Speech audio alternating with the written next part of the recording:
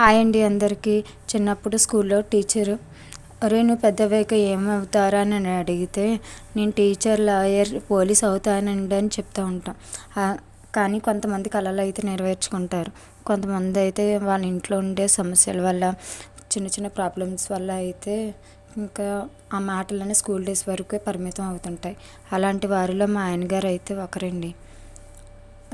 వేరే చోట వర్క్ చేసేవారు. ఎన్ఎఫ్సిఎల్లో వెల్డర్గా పనిచేసేవారండి. ఆయన దగ్గర చిన్న ప్రాబ్లం రావడం వల్ల సొంతంగా వర్క్ చేయాలి, వేరే చోట ఇంకా అంటే మన సొంతంగానే చేసుకుంటే బాగుంటుంది వ్యాపారం అని చెప్పేసి వ్యాపారం అయితే మొదలెట్టారండి.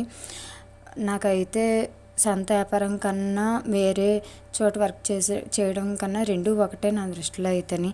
మీరు సొంత వ్యాపారం బెస్ట్ అంటారా లేకపోతే వేరే చోట వర్క్ చేయడం బెస్ట్ అంటారా కామెంట్ చేయండి. ఓకేనా? Thank you.